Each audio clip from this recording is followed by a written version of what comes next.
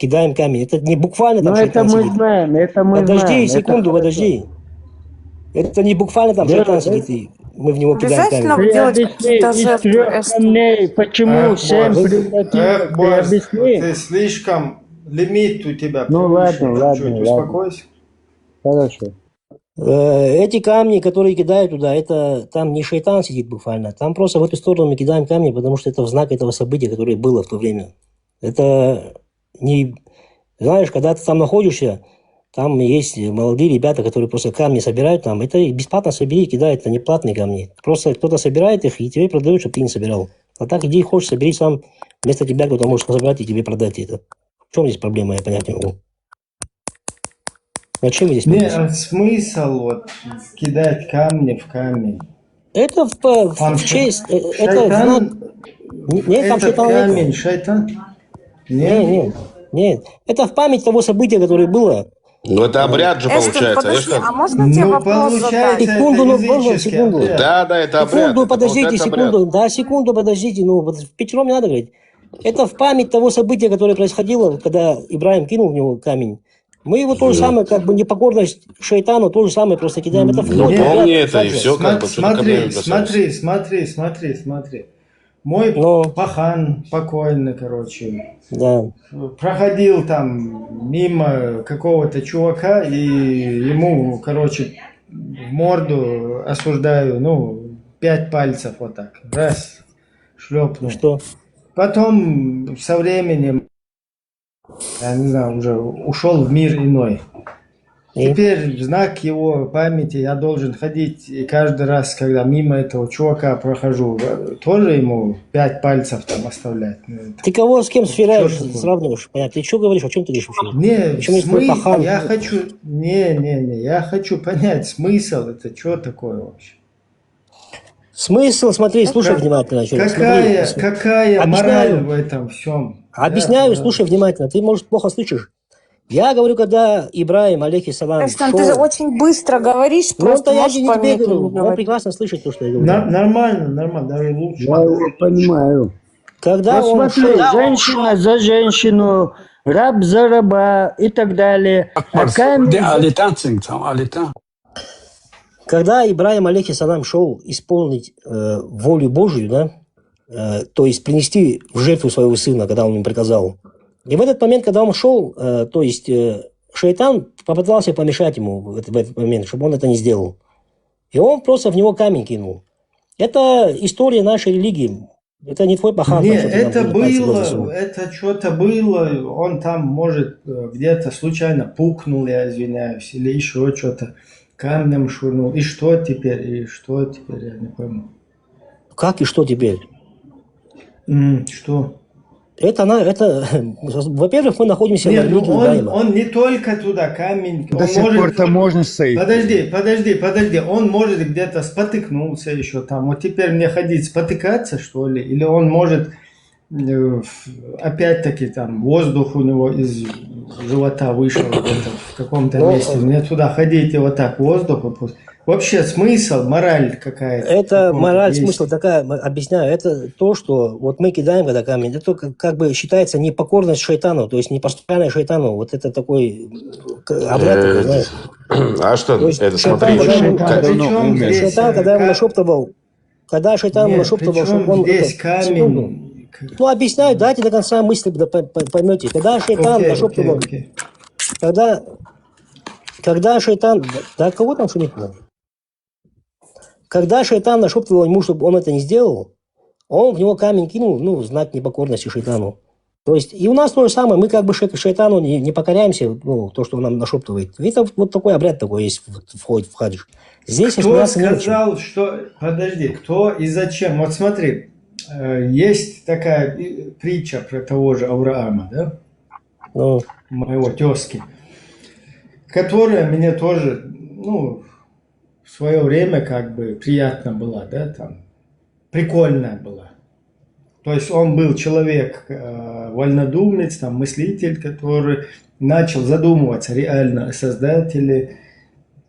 И ему как бы вот эти камни, все, он начал считать как раз-таки нелогичным, понимаешь? То есть он, какой камень, какие камни, вы что, с катушек слетели, что ли? Потом пошел в этом, раздолбал все 360 этих идолов. Раздолбал их, и когда эти прибежали, короче, жрецы, короче, вот эти хранители идолов, увидели это все, вообще офигели там. А он им сказал, вот одного там, последнего, скорее всего, это черный камень, который это там в Каабе, вот последнего оставил, он не раздолбал. И сказал, типа, что это он всех их загасил вот этим, типа, там, топором или чем, киркой. И они, как он может туда-сюда их раздолбать, а он потом им говорит, а вы тогда, если они не могут даже ничего сделать, как вы этим камням тогда молитесь? Ну, такая притча, она логичная, да? Значит, человек думал правильным местом, правильным органом и, соответственно, от дебилизма, короче, отказывался. Но тут у нас что происходит? Эта притча Авраама, она не работает. Нам поставили черный камень, угол Мекки, и поставили 3 огромных шайтанских камня, чтобы в них пулять камнями. Это что? Это разве логика, мораль Авраама, что ли? Во-первых, ты сейчас все истории в одну кучу перемешал. Ты сам не знаешь, о чем ты сейчас говоришь. Вот то событие, сейчас, которое ты говорил, это было вообще до исламского язычества мусульман. Не мусульман, арабов, точнее. Это когда пророк уже когда пришел, тогда он разрушил эти все идолы. Не было тогда арабов. Что ты я несешь? ничего. Тихо. Подожди, я ничего не мешал. Я тебе аят из Корана привел. Хотя Какой? недословно про вот этих... Альманат, Аль-Зуб, ты это говоришь, да? Нет, о раздолбанных идолах. О Какой это раздолбанных аят? идолах. Ну, я сейчас искать должен. Ладно, я... Ибраим же разбивал вот эти камни. Ну, И смотри, сказал, во время кто-то разбил. Во время Ибраима он был единственный единобожник в свое время. Не было у него даже одного человека последователя. Он один был в свое время. Не было больше ни кроме него единобожника. Только единственный он был. Остальные все язычники были. Конечно, там была большая смута в его время. Он один был в свое время. Второго даже не было. Хорошо, а можно я вот сравню тебе нынешнее время в Чеченской Республике? Свободы. А скажи мне, если ты такой знаток, Я не знаток. кто придумал этот ритуал? Какой ритуал? Скажи мне. Вот этот, который Хадж? ты говоришь, хадж, да, бросание камнями, там, помолиться, дай мне досказать, помолиться Ибраима, вот, который там, его это лежат, это, как сказать, это сапоги или чем он обувался, вот это есть. И на самом деле из бетона сделаны. И пробежка между Сафой и Марвой. Кто это все придумал? И плюс последнее, для целования камня, вот этого черного, который стоит в углу там. Кто это все включил в этот ритуал? Смотри, вот этот ритуал, он в себе содержит много разных событий. То есть, объясню. Один момент, просто на паузу. Очень извиняюсь многократно. Просто искал аят, чтобы балаболилом не быть. Ан-Наби, пророки, 57-й аят. Ибрагим подумал, клянусь Аллахом, я непременно замыслю хитрость против ваших идолов, когда вы уедете и отвернетесь. То есть уйдете и отвернетесь. 58-й аят. Так прекрасно, да. Затем он разнес на куски всех идолов, кроме главного из них, чтобы они могли обратиться к нему. Так, 59-й аят. Они сказали, кто поступил так с нашими богами? Воистину он является одним из беззаконников. 60-й аят. Они сказали, мы слышали, как юноша по имени Ибрахим Авраам выступал против них. 61. Они сказали, приведите же его пред людские очи, чтобы они могли принести свидетельство. Они сказали: «О Ибрахим, Авраам, ты ли поступил таким образом с нашими богами?» 63. Он сказал: «Нет, это содеял их старший, вот этот. Спросите их самих, если они способны разговаривать». 64. Обратившись друг к другу, они сказали: «Воистину, вы сами являетесь беззаконниками». Вот примерно такое. Затем они принялись за свое, сказали: «Ты же знаешь, что они не способны разговаривать». 66. Он сказал: «Неужели вы поклоняетесь вместо Аллаху тому, что ничем не способно помочь или навредить вам?» Блин, какого хрена черный камень вы засовываете, который не может ни помочь, ни навредить? Вот в этом я не пойму. Он как раз таки здесь о логике человеческой, о мысли правильной говорится. То есть тут про это как раз сказано. Нет, эти берут, потом камень ставят, в него камни пуляют, и туда в черный угол ставят, и на него дотянуться хотят, чтобы поцеловать, чтобы он им баракат, там, я не знаю, с камень, который сам... Вот тут же Авраам говорит, что он сказал: «Неужели вы поклоняетесь вместо Аллаха тому, что ничем не способно помочь или навредить вам?» Хорошо. Можно ответить теперь? Пожалуйста. Этот камень, я тебе также скажу, мы ему не поклоняемся, он ничем тебе не помогает, он вообще просто камень и все. Это всего лишь направление молитвы. Вот в какую сторону нам молиться? Так христиане то же самое говорят, когда на крестик. Подожди, дай я тебе объясню. Они я не считают крестик Богом. Да я не об этом говорю, Крест послушай. это не Бог для да христиан. Подожди, тоже послушай, крест. я понял, я мусульманин. Так вы их все равно троллите. Я никого не троллю, я мусульманин, я не поклоняюсь никакому камню, я поклоняюсь Аллаху, Господу одному и все. Я не знаю этот камень, я был в хаджи, я его не трогал, и даже мысли не было к нему подойти, потрогать его. Мне этот камень вообще не холодно, не жарко. Этот камень у меня... Послушай. Как ты не поклоняешься? Ты намаз делаешь? Послушай, я тебе еще раз объясняю русским языком. Слушай, этот камень, это имеет направление, в какую сторону мне молиться. Я же не могу в любую сторону молиться. Я молюсь, одно нам Господь дал направление, вот в ту сторону нам надо молиться. Чтобы мы все мусульмане молились.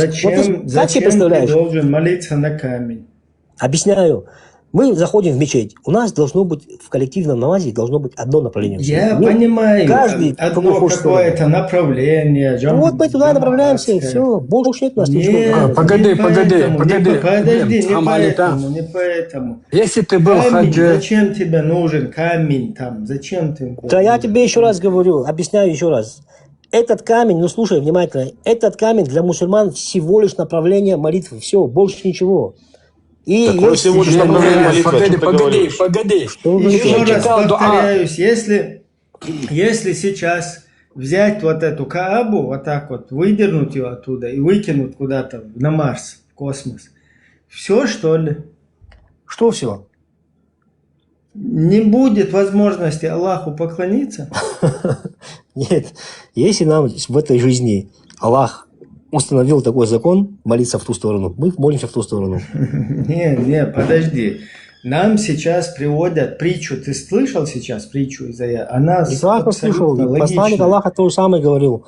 И Абу Бакр говорил. Четко говорит там, что вот эти боги, камушки, которым вы поклоняетесь, они сами себе ни вреда, ни пользу, как вы говорите же сами. Как вы сами же говорите, не приносящие себе ни вреда, ни пользу, вы их обожествляете. Это четко, правильно. Это человек, который просто нормальный, с критическим мышлением. Понятно, что там это легенда, не легенда. Вот такой человек, который там описан, это человек, который думает. Потом, теперь... Он это все раздолбал и оставил одного последнего. Как я говорил, по всей видимости, вот этого как раз в этот угол и засунули туда. Да. Понимаешь, вот в чем непонятка. Как можно потом туда взять и в угол вот этой постройки туда впихнуть, короче, черный, как ночь, короче, или как, я не знаю, камень. Не, И ну смотри, плохой. в этом, тогда в таком случае для тебя, честно говоря, очень много чего будет непонятного в исламе и вообще в жизни, если ты такие элементарные вопросы не можешь разобрать. Не, Ну я чего? себя считаю как раз-таки Авраамом.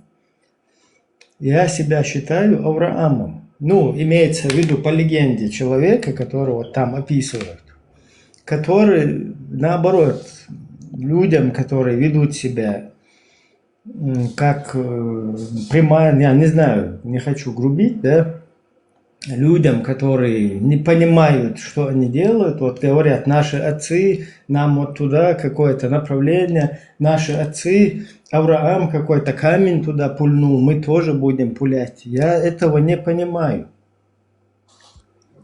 Понимаешь? Я как раз таки критически пытаюсь поразмыслить, как это камушку надо поклонять, как это в камень кидать, если кто-то кинет. Ибрахим, полностью тебя поддерживаю. Я вот Хорошо, сижу, ну тогда в таком случае ты тогда и Умар ибн Аль-Хаттаб, тогда он то же самое говорил. Ты также и Абу Бакр, он то же самое это говорил.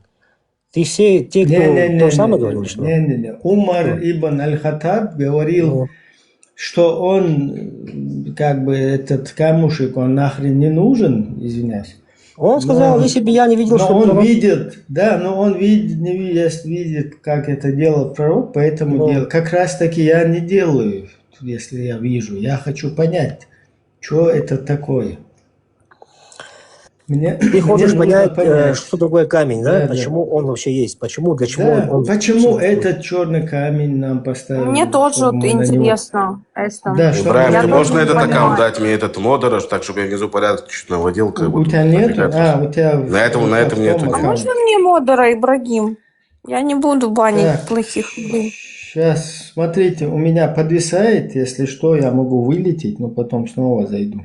Сегодня Уже. просто, Ибрагим, ты смеялся, говорил, как они там расплодились, шайтаны, там, почему они расплодились, почему их 3 стало. Ну, ты хотя историю не знаешь, из-за чего вообще туда камни кидать. Ты для начала выучи эту историю, а потом уже будешь, знаешь, там, смеяться над этим или там еще что-то говорить.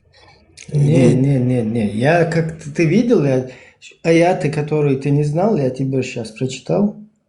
Я знал это. Для тебя, нет, для тебя это ново было. Ты спросил, Нет, где это? В Не Коране? новое, я знал это. Я вчера только Лазик. читал, я вспомнил. Лазик, заблокируй Нет. этого чувака, батя жидов, который... Я убрал его уже. Так. Сейчас. Короче, я что имею в виду?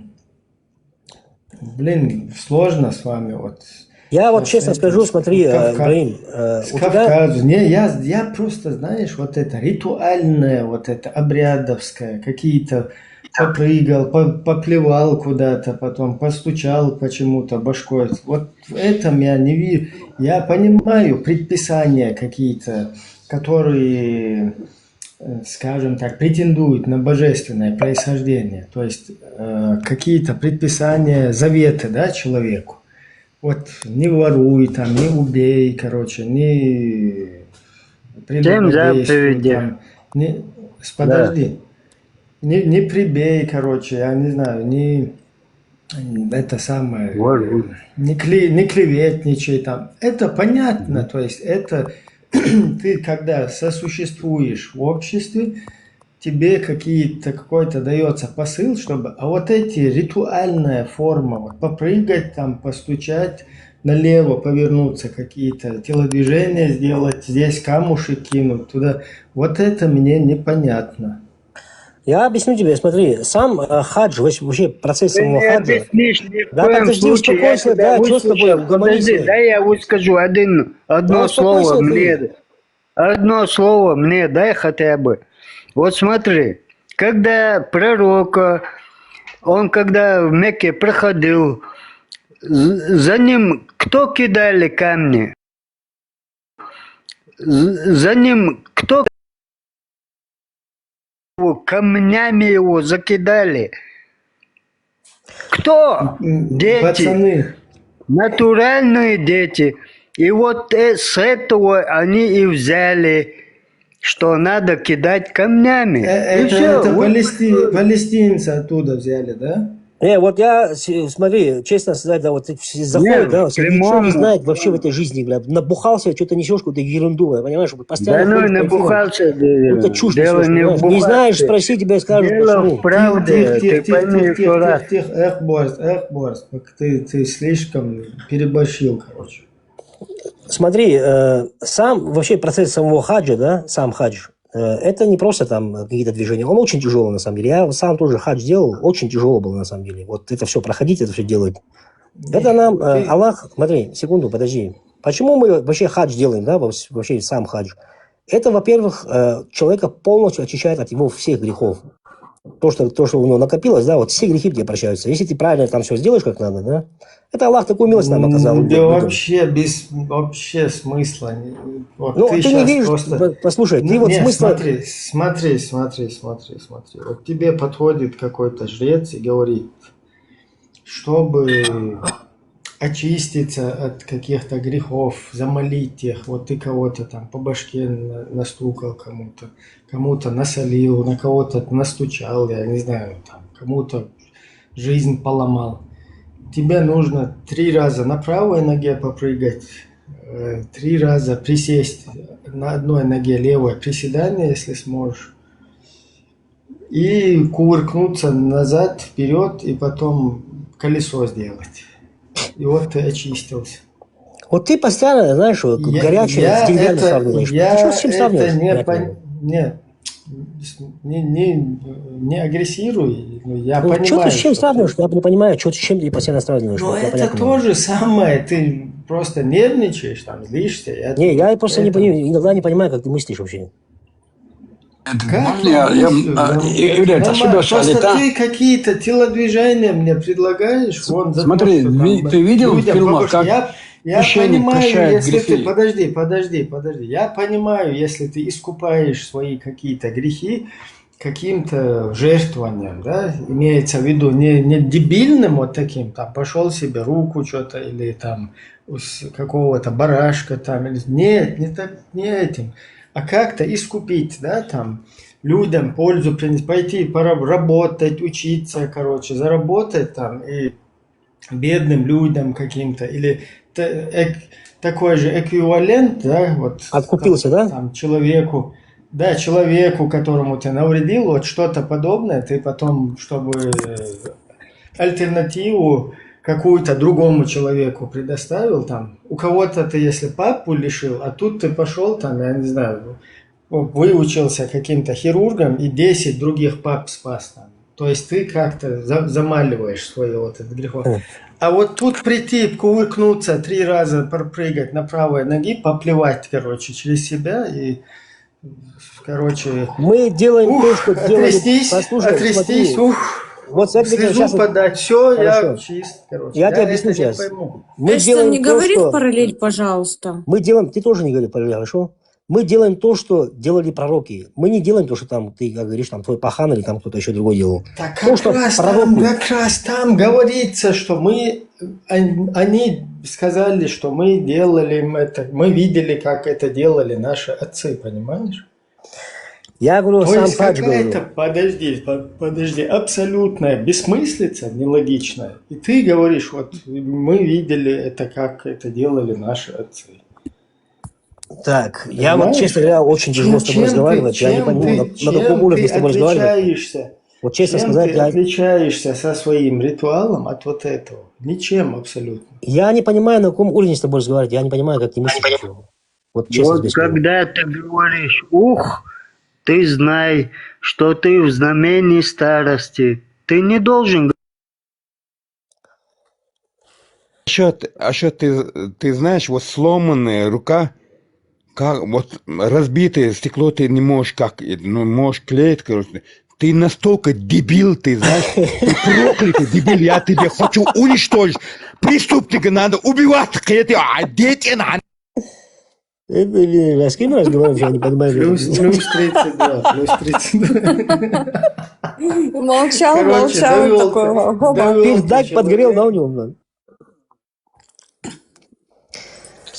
ездил хадж, да? Платно ездил? В хадж платно что? Платил я за гостиницу, ну, вот этот весь процесс, конечно, не бесплатно. Ну, тебя бесплатно туда будут везти на самолете, в гостинице проживать, кушать, это все не бесплатно же. Конечно, оплачивал все это. Все понятно. А ты видел, как священники, ну, вот эти проповедники, когда им приходят люди, он говорит, я отпущу твои грехи, расскажи, Сын Божий, что за грех ты сотворил? И? Тот ему рассказывает. Он говорит, я прощаю тебя, Бог тебя простит, все, свободен иди. А чтобы другое отношение. И какие-то копейки ему дает. Ты Ну, видел это? Смотри, видел, да. если ты на них смеешься, и те на тебя вот так смеются, потому что он верит в это, а ты поверил арабам в это. Хорошо. Они тебя бесплатно мусульмане не пустят. Это их не бизнес. Конечно, они придумают тебе. Они скажут, что Умар сказал, как пророк видел. Понимаешь? Как Ты поверишь в согласна, этому, и ты поверишь в этому, и заплатишь, и поверишь даже, что в будущем никто не видел, никто оттуда не пришел. Кому я заплатил? тебя Ты думаешь, я арабам заплатил деньги? Я заплатил за Да, перелет, я заплатил именно за гостиницу. Нет, ты мне, Я ты заплатил мне за еду. платил. Я знаю, ты мне за то, что приехал на нашу землю, ты мне заплатил. Смотри, еда – бизнес, покупки – бизнес, Ну да. вода – бизнес, самолет – бизнес. Все это деньги, понимаешь? Еще Конечно, дальше деньги. больше.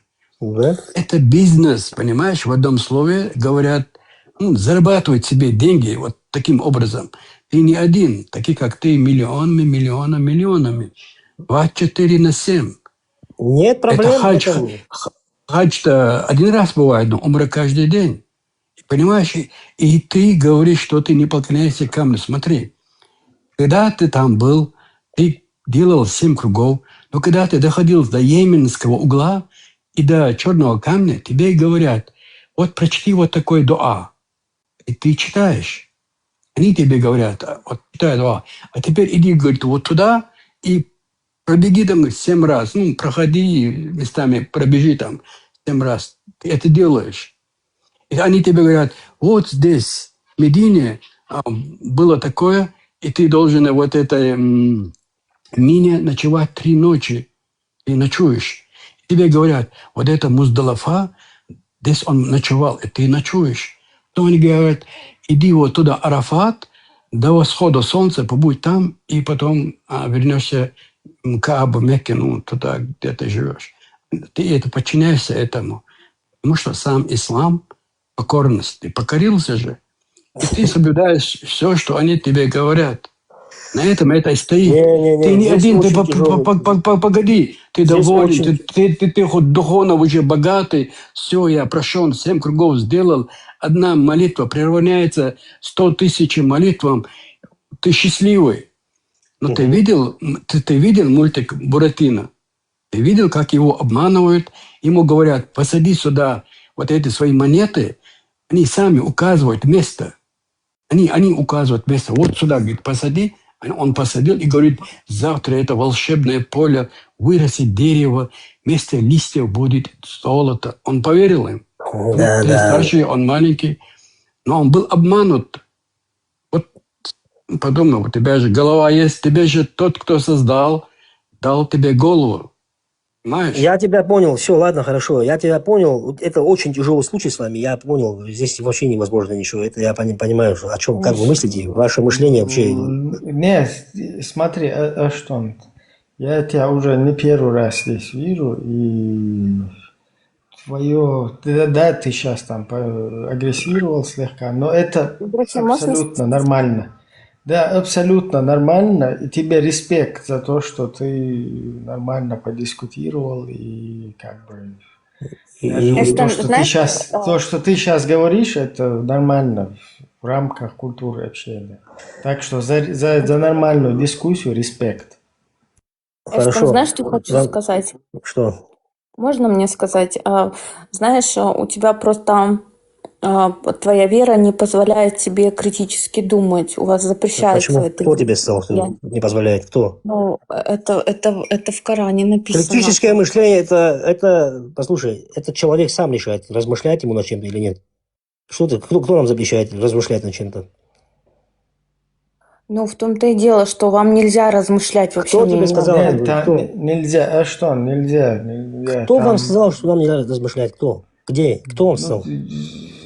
нельзя думать кто сказал? о каких-то... Где? Кто вот сказал? смотри, сюда, например, запрещают заходить, собирают группы, да, там людей. Если вы сюда зайдете, короче, вы неправильно что-то подумаете и так далее, вас, короче, в заблуждение ведут, туда не заходите. Вот так В запрещают. этом плане я тоже советовал бы людям, которые без знания, да, заходить Ну, вот к людям. в том-то и дело, что, видишь, ты запрещаешь критически мыслить, вот, подискутировать и вывод какой-то для себя сделать. Это запрещено, она правильно говорит. Нет, Это вам запрещено просто, я это понимаю. Послушай, Там, послушай. смотри, я сейчас буквально... Я не могу там сейчас тебе просто ходить, сказать в тебе. идеологии, там в идеологии просто привито вот это, ну, я как бы прикалываюсь, называю это панические атаки. Хотя понятно, что панические атаки это какой-то там симптом, это, там, Ты можешь усомниться в своей это- религии, если сейчас тебе начнут задавать вопросы. А если Да, вопросы неудобные? также, смотри, Да, и ты Да, усомнишься, когда у и тебя ты усомнишься. панические- это, смотри, это нормально, когда человек без знания, вот я тоже советую людям, которые Ну, без знания вообще, заходить там. Вот я, формат, допустим, там, вот, Эштон, можно я тебе вопрос задам? И Вот тебе я то же ищу самое, смотри. логическое мышление как бы тому, то, что происходит, допустим, в Каабе, да? В религии нельзя дотрагиваться до чужой жены, да? А вот то, что в Каабе происходит, это, ну, чистая оргия, как бы, извините за такое выражение, да? Чужая жена, как бы, идет, там, пытается поцеловать этот камень, какой-то там чужой муж, как бы, другой жены, ну, об нее трется. Это нормально вообще в исламе? Это ненормально. Ну вот, это то, что происходит. Вот теперь позадумайся, как бы. А ты не должен был слышать такой вопрос. И вот мусульмане этого боятся, как бы, да? Понимаешь? Не знаю, там, кто чего боится, ну, вот этот входит в обряд тоже, ходить вместе с ним. Эштон, ну вместе тебе с ним. респект, ты молодец. В чем молодец? Нет, там что нормально. Потому что ты отстаиваешь свою позицию. Не хвалите, его здесь нельзя хвалить. Если Да, мы будем нельзя хвалить, скажут, хвалить. что он это Я как сказать, не хвалите его. Не, отстаивание, это я не знаю, это наоборот, я тупником считаю. Но то, что человек нормально общается, как бы, А что ну, мне хамить кому-то? Я нормально разговариваю со всеми, зачем мне ругаться? ну, так бы все, если бы разговаривали, можно было бы нормально общаться с людьми. А то сюда всякие матершинники и так далее заскакивают. Конечно, я знаю, мы с тобой у логики общались много раз, правильно? Ты к логике заходишь, мы с логики, ну, пару раз, когда вы меня там терпите. Я просто Ну, да. считаю, что вот этот страх, да, вот эти панические атаки, Султан Панкиси есть такой, я вот из-за него сейчас это панические атаки называю именно тех мусульман, которых как бы запугали думать вообще.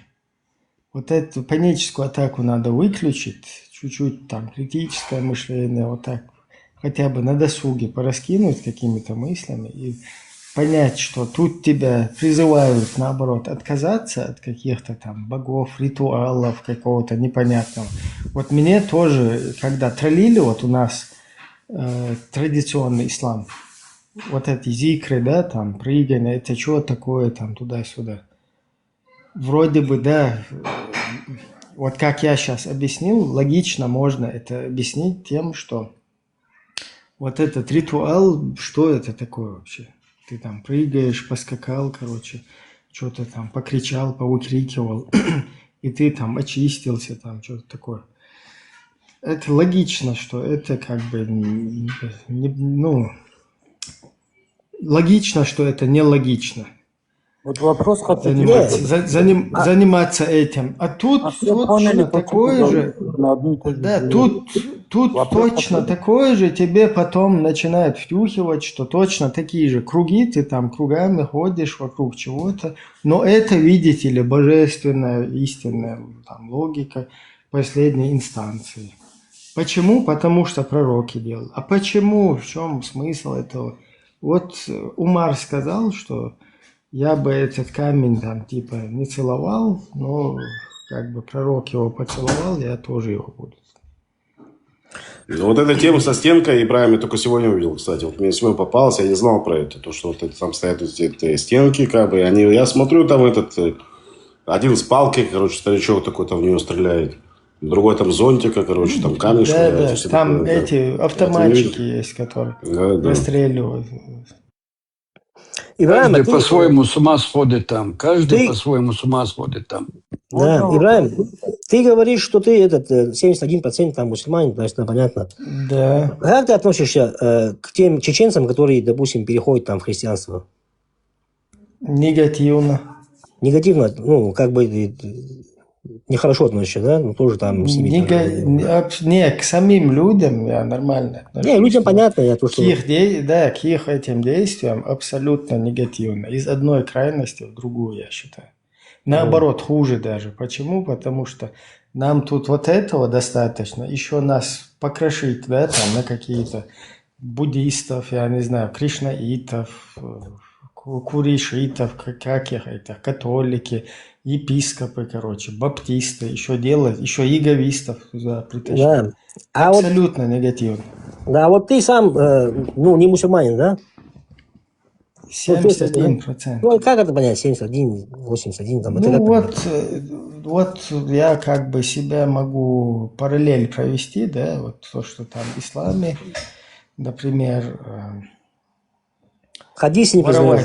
воровать запрещено, например, скажем, это я тоже не приемлю. Например, врать ненормально, я тоже это не приемлю. Ну и вот так, то, что совпадает, да. То есть то, что вот это чеченское мое, скажем так, наследие, да, там, или вот эта чеченскость, кодекс вот этот чеченский, да, то, что через него проходит, вот это я принимаю. То, что не проходит, я его отсеиваю. Вот так вот. Ну, ты в Аллаха веришь, правильно? В Аллаха, если речь идет о Создателе всего. Ну, хорошо. А в пророка Мухаммада веришь ты? Ну, мне он не мешает, ни пророки, никто. Ну, вот эти вот похождения там со всякими... Я понял. Вообще, как он... Как пророк. Девятилетними, там, Да. изнасилование женщин замужних, туда-сюда. Этот мусор я не приемлю. То есть ты его не признаешь как пророком, да? Не, он мне не мешает. Вот пророк, в моем понимании, это там какой-то почтальон. Хорошо. Коран для тебя... Почтальон пришел тебе с каким-то посланием. Хорошо. Коран для тебя Спасибо, это... до свидания, свободен, огромный. Ты ему даже чаевые иногда даешь. Спасибо. Да. А вот Коран для тебя что? Коран для меня полностью искаженное какое-то. Это из тех времен, короче, сплагиачено там много. Вот такая вот тема. М. Ну, там есть нормальные, абсолютно претендующие на божественное тоже предписание. Ну, тебе надо тогда кого-то... Имеется в виду вот, ну, на божественную какую-то святость, да? Да. То есть, когда ты, там, например, не убивать людей, я не знаю, не... Можно ну, сказать, люди, всё, дайте сказать. да, все, что вот Это морально... все доброе, да, но- Ибрагим, ты принимаешь Да, это все, да. да, я так понимаю? Да, абсолютно. Дайте мне Понятно. Понятно. А вот этот обход, получается, не принимается, как бы. Обход, то, что якобы, да, вот не убей, Вообще тупняк, но есть, но, вообще. как бы, да, вот это вот. Вообще Вот тупняк. это не принимается. Вопрос Да, такой. абсолютно тупняк. Что, ты сам веришь в Коран? Ты Коран веришь? Конечно, Ты верю. читал Коран? Конечно, читал. Читал Коран? Да. А это падающие звездой не падают? Что Не говоришь? падают. Клянусь падающей звездой, они падают? Ты говоришь, что Аллах клянется падающей звездой, да? А кто это писал? Ну, это Аллах клянется падающей звездой в Коране, да, есть такое. И солнце, И которое заходит в мутный источник. Куда В оно смысле? падает? Аллах клянется. Какой Подождите, мудрый случай? звезды куда падают? Вот это, я бы тоже туда спрыгнуть хотел. Ну, смотри, когда Аллах в Коране чем-то клянется, это значит, что он этому большой... А кем он клянется, как бы, да, вот именно такой Кем бы он ни вопрос. клялся, Аллах в Коране, он этому... Не, ну большой кем он большой. может кляться? Да Аллах? послушай, ну, что с тобой, я не пойму. Я же отвечаю. Когда он чем-то клянется, это, вот, значит, большое значение этому придает. Чтобы ты на это внимание обратил. Хорошо, что там хоть клянусь мамой не написано. Да, я не совсем понял, как бы, я первый раз это слышу. Ты, как бы, наверное, кем он- ты, Вот я хочу узнать, кем он клянется. Это и Иисусу могли еще приписать, клянусь А ты мамой. знаешь, кем он клянется в Торе? А, Лазик? Не понял. Кем Бог клянется в Торе, ты знаешь? Кем? Ну, ты знаешь? Ну, может, сыном своим может кляться. Нет, ты знаешь? Подожди, я спрашиваю тебя. Я не знаю, нет. Ну, а что ты смеешься дальше? Ну, опять же, еще раз, нет. Опять смотри. будешь смеяться там? У нас, я никогда не слышал, что у нас Всевышний кем-то клянется. Ты никогда не такого читал? не было такого. Нет у нас такого. Не читаешь свое писание, поэтому не знаешь. Нет, еще раз, так скажи мне, направь мне. О, А смотри, где теперь- это написано, скажи?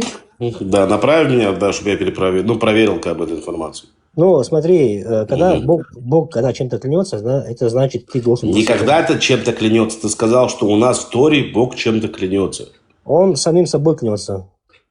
В смысле самим собой? Вот в прямом смысле, самим собой клянется. У нас в Торе там прописано, что Бог, как бы Бог клянется сам на себя, как бы там такое Да, есть да, в Торе? да. Где, Нет где? такого? А ну давай это расскажи мне, где. Я Ну, если ты...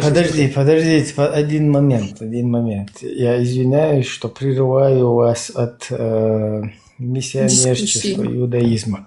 Да, ну, миссионерство вот этого иудаизма, там, я не знаю, пропаганды.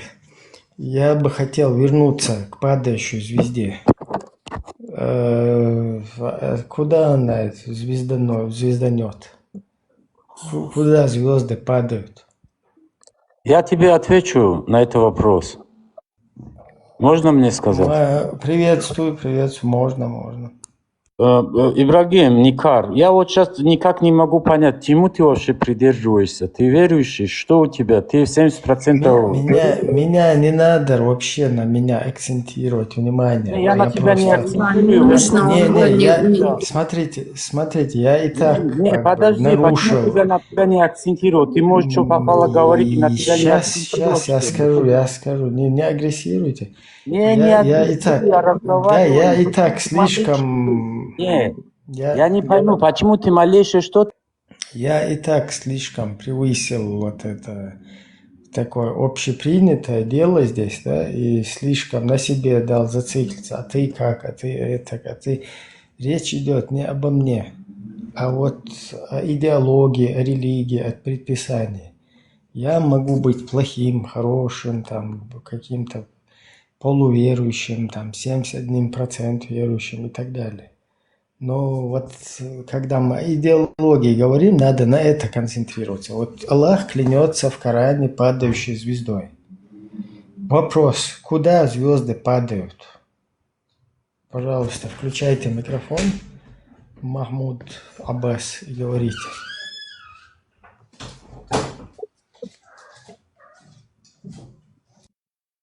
Дело не в этом, просто знаешь, вот я слушаю тебя, вот тебя лично, когда я тебя слушаю, естественно, возникает какое-то мнение. Вот я думаю, вот ум человеческий имеет свои ограничения, ибо глупость беспредельна. Вот такую характеристику можно дать тебе, потому что ты здесь ведущий. Я все это слушаю, здесь, ну, ты в самом деле... Я не претендую, я вот даже больше сейчас добавляю, Махмуд. Махмуд, давай вот сейчас в данном чате... Ты меня сейчас В данном чате, смотри, в данном чате я самый глупый. Все, я с этим согласился. Дальше, куда падают звезды, которыми клянется Аллах? Аллах знает, куда они падают, и они ему ведомы. Тебе, мне это не должно быть интересно. Есть в Коране много истины, которые ты можешь научно доказанные. В Коране описано, поскольку Где ребенок... научно доказано? Подождите. Я сейчас скажу. Можно? Подождите, не уходите с темы. Давайте закроем научную тему. Куда падают Почему, звезды? если это касается Корана, почему закрывать его? Куда падают... Махмуд, Нет, зачем ты зациклился на звезде? Да, я тебе объясню. падает В звезда. Коране Звезда. описано, как В рождается какой ребенок. мутный Эмбрион. источник? В Развитие какой мутный эмбриона. источник? В Посмотри. какой мутный Мы множество... источник опускается солнце? Куда заходит она, в мутный источник солнца? Смотри, ну вот Куда видишь, заходит? ты не даешь же ты говорить. Ты вроде беседу ведешь, а говорить не даешь до конца. В Коране написано, эмбрион от 40 дней, как он организовал, как он появился, в его развитии там внутри описано там. Это Моррис, канадский ученый, доказал, он только сейчас доказал, он сказал, если я посмотрел бы Коран, то я бы давно защитил бы свою диссертацию. Понимаешь? Там множество есть вещей, Брат, посмотри на звезду. про эмбриологию, Тысяча про раз, эмбриологию не тысяча говорите раз здесь. это, Не, тысяча раз это опровергается. Когда Ничего это не опровергается, потом опровергается. это Вода, которая не списывается. перемешивается с соленым, с этим не Короче, перемешивается. Махмуд Аббас, вот эти всякие НАСА, вода не перемешивается, Кусто, Хринсто, вот эти сказки не рассказывайте нам. Мы это все 1000 раз здесь проверяли. Потом у вас эта наука в аллегорию переходит, когда она терпит краха, да, там давай я своего. тебе скажу, Ибрагим, проверь Еще еще раз, Вот я тебе скажу. еще раз, куда падают звезды, Это которыми это, клянется Аллах? это не прямо она куда-то падает. Это есть такой тоже термин, закат звезды называется, если ты не слышал. Она просто исчезает, понимаешь? Я не исчезает, там разные Исчезает. звезды есть. Ну, Что такое звезды вообще? Это тоже как бы, да? теория. Это Такого. тоже теория. То есть там есть по-эйнштейновски. И сейчас вот этот Джеймс Уэбб, который запустили, он тоже много чего, короче, еще больше вопросов там возникло. Поэтому не совсем до конца еще это понятно, да? Разнообразие этих звезд, как о черных дырах, там, вот этих темах, да? Смотри, Как эти черные дыры, если ты не в курсе, ну, я думаю, ты в курсе, все эти документальные фильмы смотрели там. То есть, когда говорят, клянусь падающей звездой, да, вот я в мультфильме видел, как звезда падает на землю в мультиках. А вот как она в отношении Аллаха, куда она падает? это смотри, это Аллах, когда в Коране клянется творениями, звездами, да, солнцем, временем. Он обращает твое внимание на это, понимаешь, чтобы ты увидел великое устройство и красоту этого всего, понимаешь? Это не просто буквально там что-то там летит, падает куда-то, знаешь. Ты себе так представляешь, да, знаешь, но это не так, совсем иначе. А что касается эмбриологии, то, что ты говорил, да, у меня есть 2-3 Нет, аята, ты которые... ушел Куда от ушел? вопроса. Я тебе сказал сейчас, куда я ушел. Не, смотри. Куда падает звезда, ты говоришь? Куда падает? На землю падает? Куда падает звезда? Смотри, видишь, вот так везде, понимаешь, и с эмбриологией, и с мутным источником, куда солнце опускается, и с рыбой Нун, Смотри, и с вот этой падает, и с джиннами, которые поднимаются друг на друга до 7-го неба, ядрен, короче. Ты представляешь, вот Full Age сидит и говорит, что вся видимая Вселенная, а она 96, если я не ошибаюсь, миллиардов световых лет, то есть это вот так во все стороны, что видит сегодня, вот эти все телескопы самые мощные, это 96 миллиардов световых лет, да? И представь, вот это все только первое небо. Сидит и Халид Фулейдж в халате, блин. Бибизянин какой-то, который ни физику, ни там астрофизику, ни космологию, вообще полный ноль, который мозг выносит некоторым, казалось бы, нормально продвинутым с IQ и так далее людям, просто они им убивают мозг вот этим, делая овощи из человека. Представь, вот это все, он говорит, только первое. И теперь представь, 96, пускай в одну сторону у нас 13-14 миллиардов, да, там световых лет. Представь, чтобы джинны до 7-го неба друг на друга залазили, и первое небо только 13-14 миллиардов световых лет, да, вот в одну сторону. Представь, сколько это джиннов хреново куча количества джиннов должна, это только первое небо. Еще это только, что мы пока еще сегодня видим, да, там телескопами вот этим. Короче, потом это все, наука, казалось бы, на старте, начинает размываться аллегорией. Понимаешь? Хорошо, тебе вопрос, Ибрагим. Почему какашки у барашки круглые, а у коровы как фляжка? Тебе вопрос такой. Это просто... Потому что Канал вообще другой. Потому что особенность кишечника, там, пищеварительной системы у всех этих разных видов, их создателям созданы разные. Понимаешь? Неправильный ответ. Поэтому они ходят разными какашками. Мужчина ты, вот ты серьезно, вот Махмуд, ты мужчина ты просто, да? Ты только что обнулил, как бы, да, его, вот, честно, ты просто молодец, красавчик, капитально, правда. Это из совкового фильма, это в совковом фильме, там, одна тёлка говорила, короче, на трибуну туда вышла, начала грузить всех, потом какой-то один вот такой же, как этот Махмуд, вышел, короче, и говорит, там почему эти вот такие, а та типа атеистка, и она говорит, о каком боге вы говорите, там туда-сюда, этот Махмуд Аббас вышел и говорит, там, какашки вот такие, почему, та такая офигела, он говорит, да вы не знаете о какашках, а еще о Боге говорите. Там все прикалываются. Да. Конечно, вот почему он задал этот вопрос. Вот, и он заходит, он себя как бы называет мусульманином, как бы. Вот ты пытаешься, вот как бы ты ни пытался, ты это делаешь красиво, как бы, да. Ты говоришь, что хоть наука, и все, что касательно, как бы, там, звезд и так далее, это оппозиция, как бы, чтобы ты понимал, твоей религии, как бы, да, это, потому что нет ничего там у вас не доказано. Оно вообще там не обсуждается, как бы, начнем с этого, да. Обсуждается только вот Аллах поклялся, как бы, да, доказательств никаких не имеется, ничего такого. Там это не разбирается само по себе, как бы, да, вот, как в науке это разбирается. И вот это заходит, как бы, да, вот оппозицирует себя как мусульманин и задает вопросы, короче, человеку о какашках. Так потому что он сейчас, вот сам Ибрагим, ты на это ответ не знаешь, о Боге говоришь, размышляешь, пытаешься размышлять, понимаешь, почему Аллах поклялся звездой. Ты об этом пытаешься размышлять. Ну, я еще раз, почему я об этом размышляю, потому что не может быть.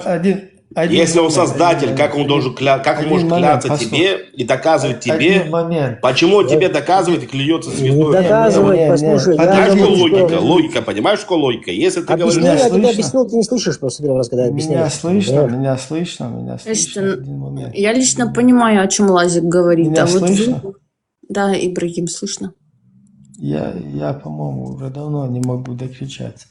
Просто, если ты сказал «а», нужно говорить и «б». Если ты клянешься какой-то падающей звездой, пытаешься нам об эмбрионах навешать, короче, пытаешься нам об этом, как его, Зуль-Карнея, который дошел до края земли и увидел, как солнце садится в мутный источник. Вот если ты об этом рассказываешь, сказал «а», говори и «б». Понимаешь? Скажу, что я тебе скажу. Ты нас сначала вот хочешь удивить чем-то, там источник, падающая звезда, там джинны друг на друга поднимаются до 7-го неба, короче.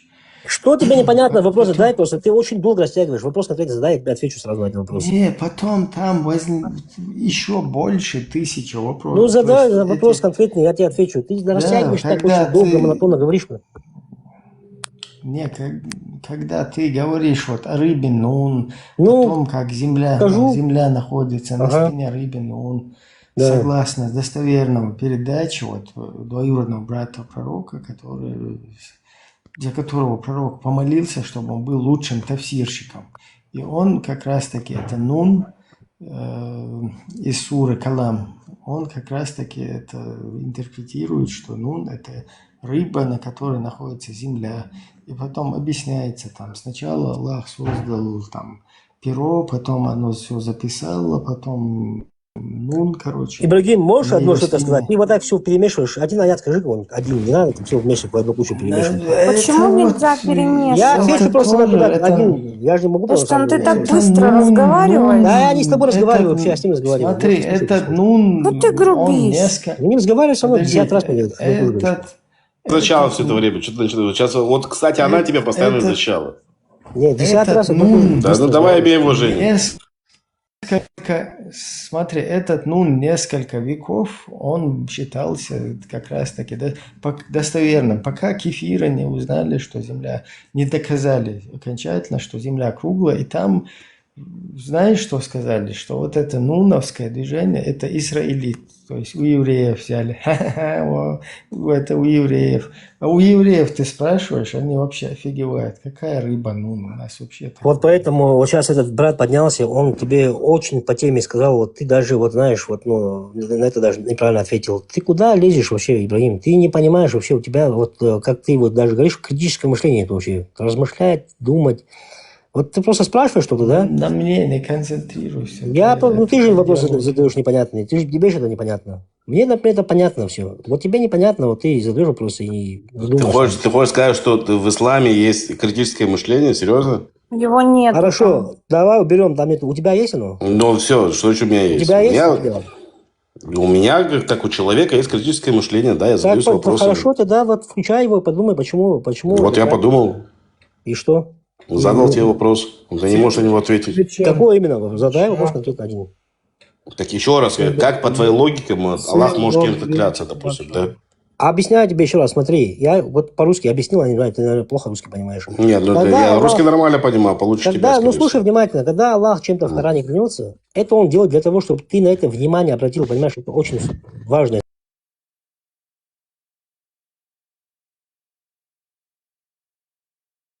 Так он себя в этом... Читаем Коран, Ага. понимаешь? Есть Да. такие, которые на что мы должны внимание обращать очень, понимаешь, сильно. Бля. Вот он, когда клянется чем-то, понимаешь, ты на это Без должен- того, что он поклянется, ты можешь ему не поверить, получается, правильно, если он не поклянется?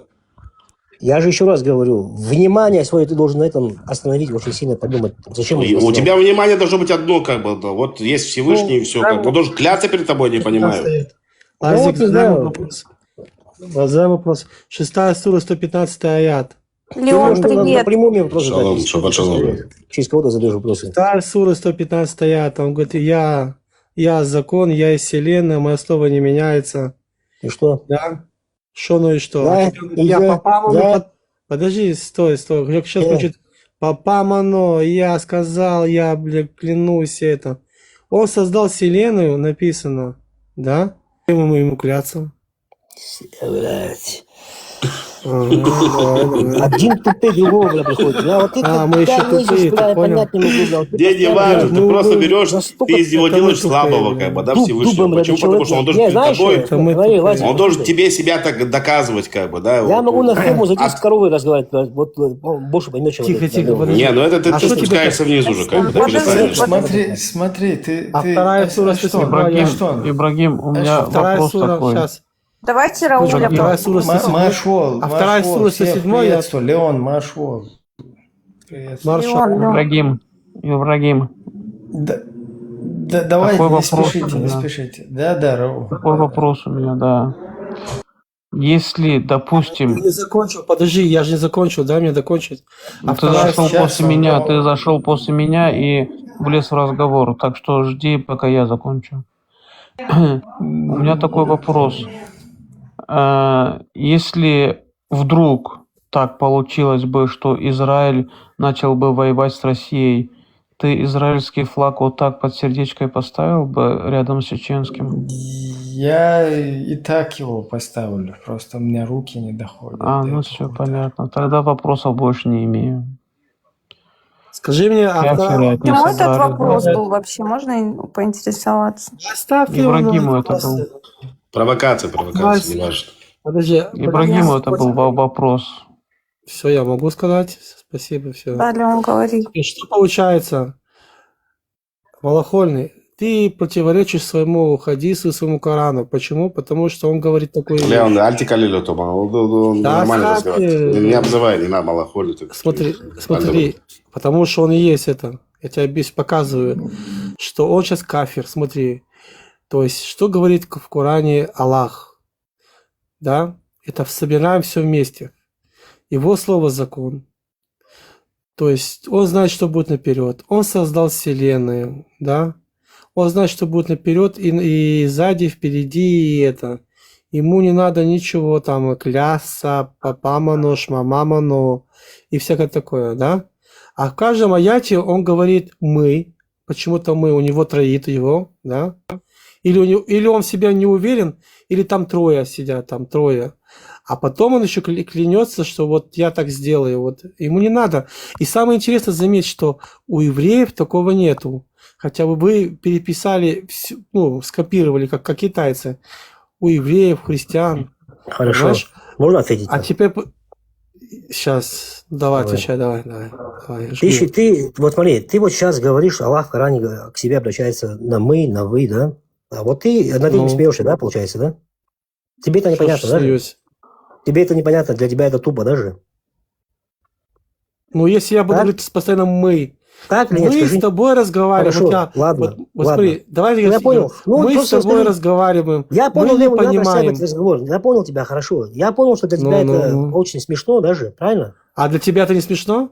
Мы не Нет, понимаем на самом деле, смотрите как. Отвечаю на вопрос, подожди. Нет, смеются, опять же, еще раз.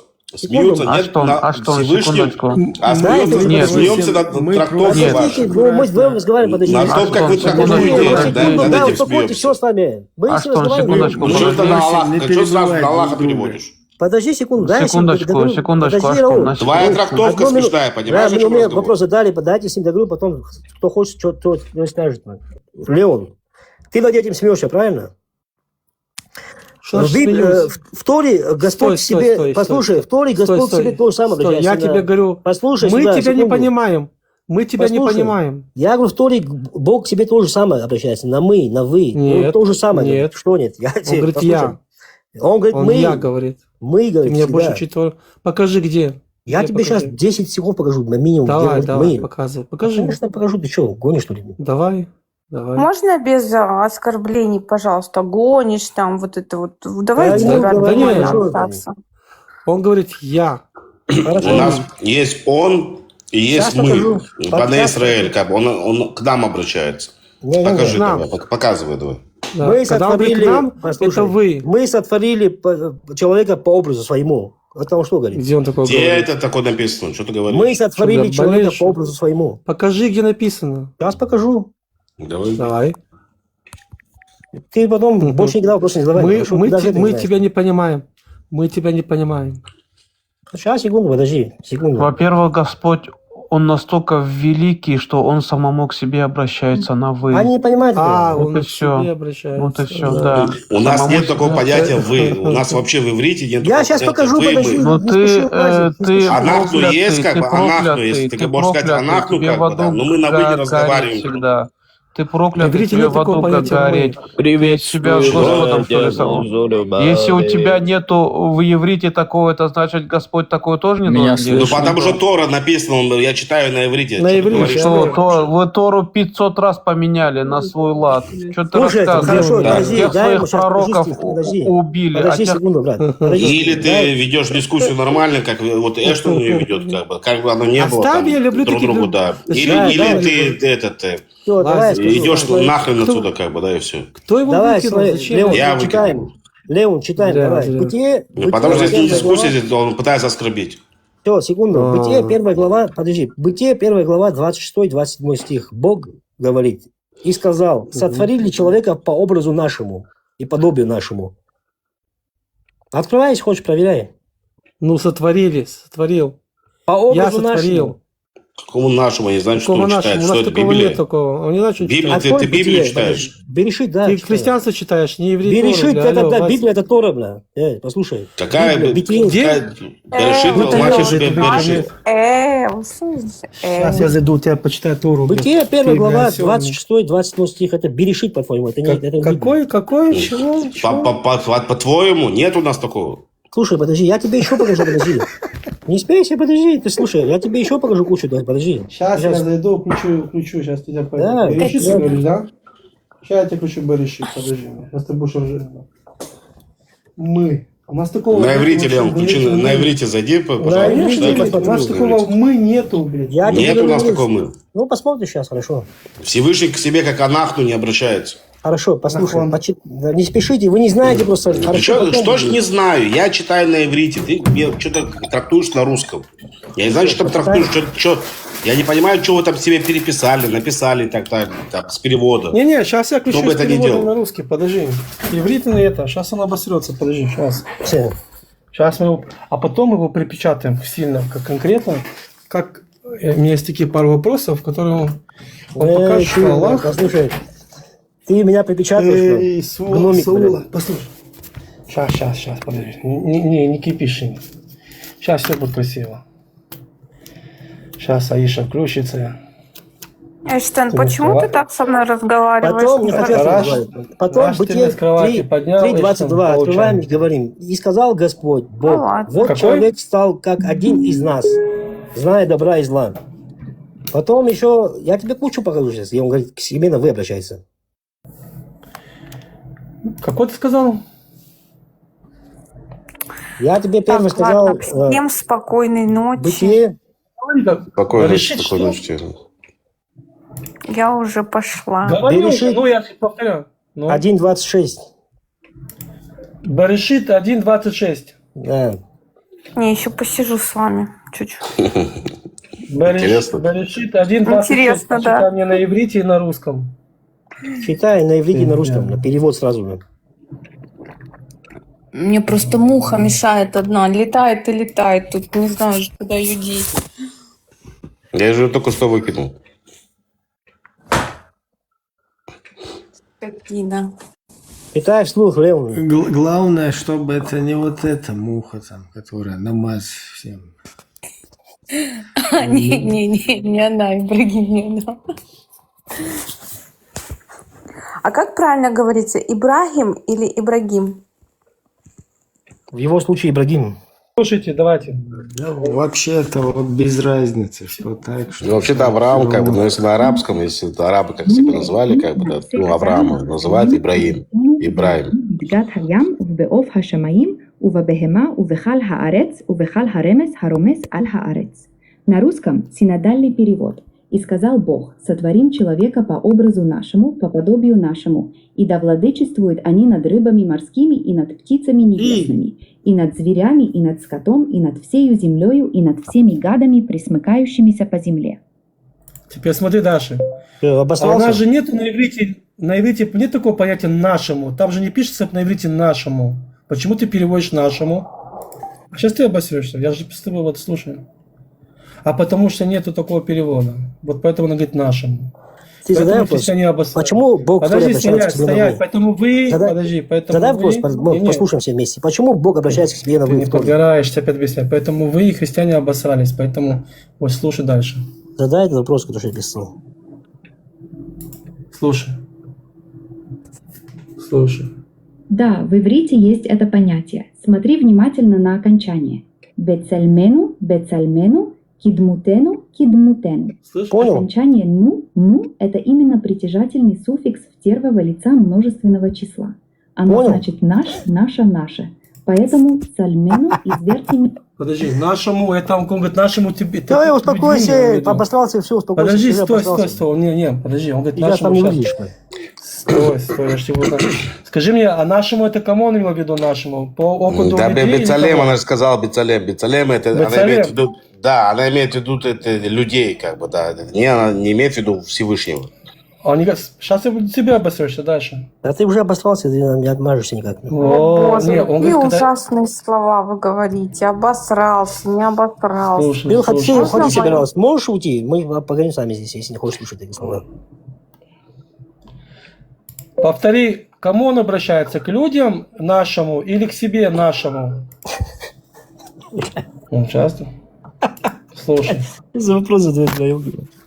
Потому что у тебя он к себе обращается. Бог а у в нас Торе тут люди говорит, обращаются. послушай. Подожди Он секундочку, надо послушать. Слушай, Я просто знаю, о чем разговор идет. Я слышу на иврите. Я же специально тебя по очереди веду, чтобы ты тоже это...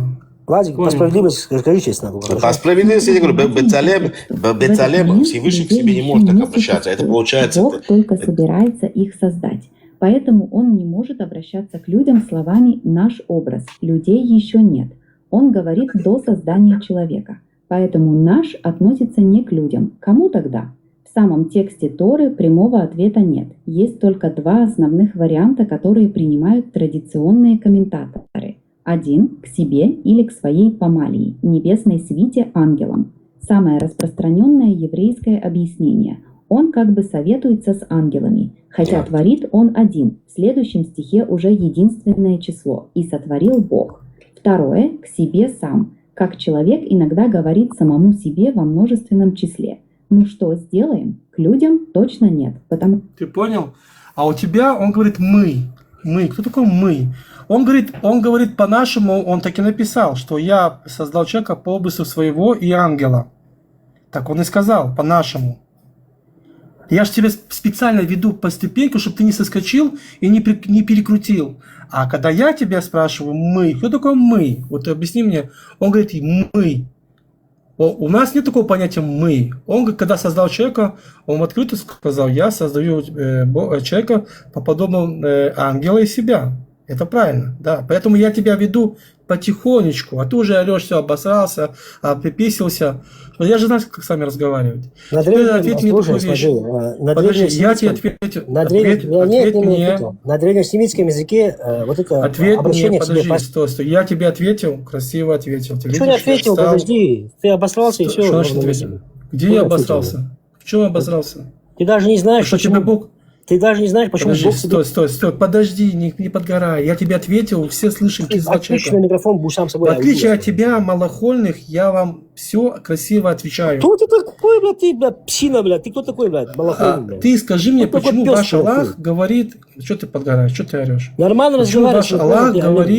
Почему ваш Аллах говорит «мы»? Объясни мне «мы». Кто такой «мы»? Я тебе объясняю, в древнем семитском языке, вот это, когда даже вот правители к себе обращались, они тоже говорили, обращение к себе на «вы» делали. Это свое высокое, это подчеркнуть, чтобы, понимаешь, высокое свое положение. Это такое, в их языке это нормально, даже вот... У нас нету такого, чтобы он говорил себе «анахну», нет у нас. Хорошо, ты понимаешь, о чем разговор идет вообще? Оставь Леона, подожди секунду. У нас нет такого понятия, я не знаю, почему такой перевод происходит. Происходит, опять же, от слова, скорее всего, что бецелем и нож. Бецелем и нож, это получается, я сейчас переведу тебе. Оставь, я уже... Леон оставит это простая дискуссия. Она же объяснила, сказала, что мы, это по подобию, она объяснила ангела. Не мы, а он сказал анахну. Он создал по подобию ангелов и людей. Она четко, красиво ответила. Теперь я спрашиваю у него, почему Аллах говорит «мы». Это не секрет. Я тебе говорю, что... Давай. свое высокое положение, высокий статус свой. Да? Ага. Что? Высокий статус перед кем? То есть, если я буду говорить сейчас «мы», это значит, я подчеркиваю высокий статус, что ли? Тебе надо о себе говорить в третьем лице? Да. У тебя что, троит, что ли? Вот видишь, вот у вас настолько куриные мозги, даже понять не можешь, не понимаешь, почему у тебя настолько куриные мозги, знаешь, вот, ну, даже вот мыслишь, знаешь, как примитивно, бля, вообще ты. Леон, это я тебе говорю лично, бля. Я тебя давно слушаю, ты... Мы тебя не понимаем, мы не знаем, что тут происходит. Мы попросим тебя объяснить нам точно. Вот если я буду сейчас с тобой так разговаривать... Я тебе еще раз говорю. Мы с тобой не можем... мы тебя не понимаем. Объясни нам. То есть, если я буду сейчас говорить... Объясняю, слушай русским языком, слушай еще раз. Когда он к тебе обращается на «вы», послушай, он подчеркивает свой высокий статус этим, понимаешь? Вот я тебе говорю. Ты ничего не понятно. Смотри, давай зайдем. Если Аллах говорит...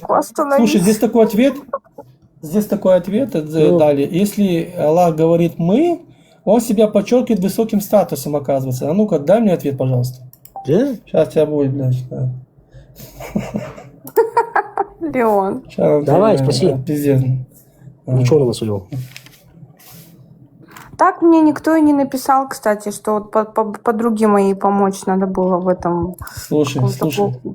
городе там. Да, раз ты не можешь ответить, тебя Иш ответит. В Коране Аллах часто говорит о себе в форме «мы», «нахну». Это одна из самых заметных особенностей коранического стиля. Как это объясняется в исламе? Суннитские и шиитские ученые почти единогласно говорят, что это множественное число величия, та'зим, pluralis majestatis, то есть не указание на нескольких богов, а способ речи, подчеркивающий величие, власть и величественность. Подобно тому, как царь или правитель говорит «мы повелели», имея в виду себя одного. Это стандартное объяснение во всех классических тафсирах. Откуда берется такая форма? Множественное число для обозначения величия существовало в доисламской арабской поэзии и речи, в других семитских языках. Он взял в связи из христианства, бля, нифига. Вот Семитских, он говорит, что ты слышишь? Сейчас.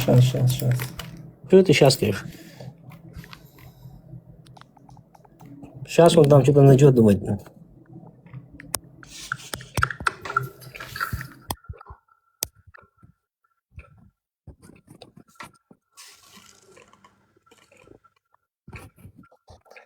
У меня к тебе один вопрос, Леон. Очень интересный. Да? Хочу послушать тебя тоже, как ты на это ответишь. Слышишь меня? Здесь не было слышно? Слушай. Слушай, смотри, я пока здесь... Христианством, прям сказать, он просто взял это из христианства упрощение. Христианская традиция, особенно через сирийских и арабских христиан, действительно использовала возвышенный стиль речи о Боге, и в арабской христианской среде множественное число величия было известно. Коран формировался в регионе, где христианское и иудейское влияние было сильным, поэтому стилистические параллели естественны. Однако сама грамматическая конструкция «мы» для обозначения... Понимаешь, вы взяли с христиан. Дальше. Хорошо, слушай. Нехорошо. У меня вопрос тебе. Плохо. Да, это ерунда, это вообще не вопрос. Что, это не ерунда? Да, это, да, слушай, это... Ну, хорошо, ты не поймешь, у тебя мозгов... Мы тебя не понимаем. У тебя мозгов не хватит, это моя, значит. Все, это тема закрыта. Не, если мы не понимаем, так это очень большая проблема. Мы это кто, ты или кто-то другой не понимает? Тебе слышишь, что он взял с христианства? Вы взяли с христианства. До этого ты, когда тебя Алису послушал, ты понял. Сейчас ты послушал ее, и то же самое, но не понял. Да? Что значит? Она тебе сказала четко и ясно, что ты взят из христианства. Пускай будет так, хорошо, ты доволен? И чем я доволен? Говорю, правда, тебе пока факты показываю. Ты доволен, что это взят из христианства? Так если взят из христианства, а зачем вы взяли ислам? Для чего это вам ислам? Послушай, само вот это слово, то, что он к тебе обращается на вы, ты доволен, что мы взяли это из христианства? Там-то Святая Троица, вот это Святой Троица вы взяли. Там тебе говорится о том, что он подчеркивает свой высокий статус. Тебе что, не понимаешь, что вы взяли Святой Троицы? Вы скопировали, даже не поняли, что скопировали. Хорошо, ладно, пускай как ты понимаешь, что... Смотри. Ты понимаешь? А ну, смотри. Подожди секундочку, сейчас еще послушай, сейчас будет противоречие, слушай прикол.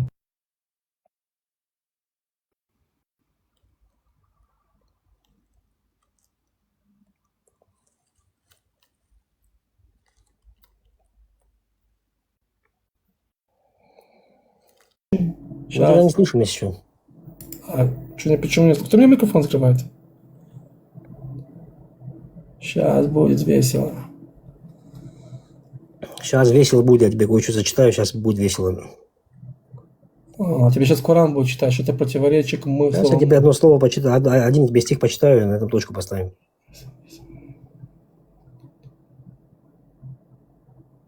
Ладно, оставь это ерунду, слушай, короче, давай. Сейчас, все, у нее много чего идет, сейчас целое это идет из Корана. Я сейчас попрошу, чтобы она еще полностью с Корана это все сделала. Ты своими словами не можешь, да, ничего сказать? Послушай, вот Коран, что-то Коран. Да, это одно из мест, на которое часто обращают внимание. В Коране Аллах действительно постоянно переключается. Говорит «я сотворил», «я близок», «я отвечаю», «я прощаю» и так далее. Говорит «мы сотворили», «мы не спаслали», «мы решили», «мы уничтожили» и так далее. Иногда в третьем лице «он». Причем это происходит даже внутри одной суры и иногда в соседних аятах. Мусульманское объяснение ученые говорят «я», когда нужно подчеркнуть единственность, близость, милость или личное обращение. Покажи мне именно в Коране противоречие с хадисами. Вот это «я» и «мы». Она не сделала Коран. Сейчас... И зачитай, пожалуйста, вот это Коран, 6 сура, 115 аят. Зачитай вот это все противоречие. Я же не буду сейчас просто это говорить. Именно по фактам будем идти, правильно? Ты же веришь в Коран, ты же веришь в хадисы, правильно?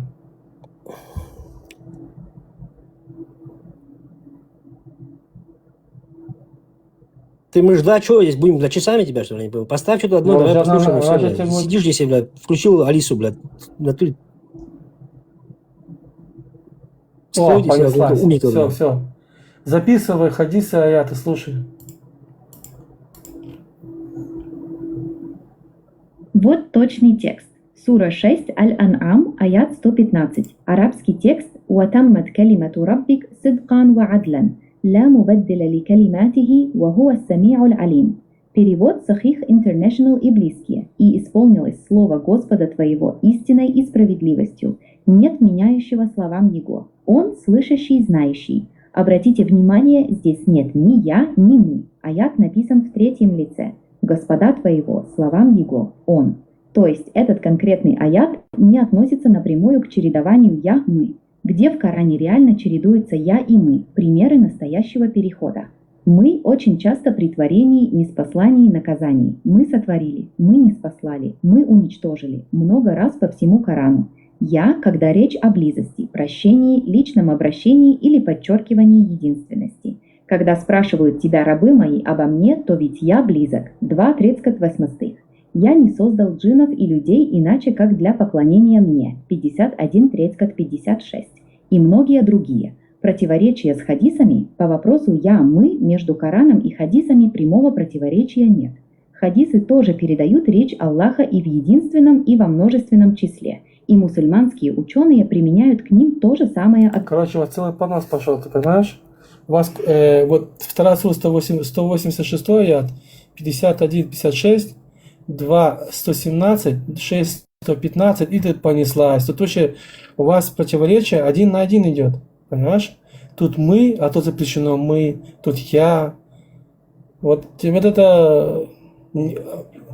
Что такое мы, блядь? Откуда взялось мы? Что у него? Он в себя не уверен. Когда он не уверен, говорит мы. А может быть, кто писал вам Коран, да? Не подозреваешь, он просто написал мы. Ну, там мы сидели 3 человека. Все? Где чат меня привел? Идиоты, блядь. Им в чат GPT показываешь их ошибки, блин, да? А они даже не понимают их, блядь, я не знаю, что такое. Так, дело даже не в чат GPT, как бы. Ну, я все послушал, как бы. Дело не в чат GPT. Ты понимаешь, в чем дело, что?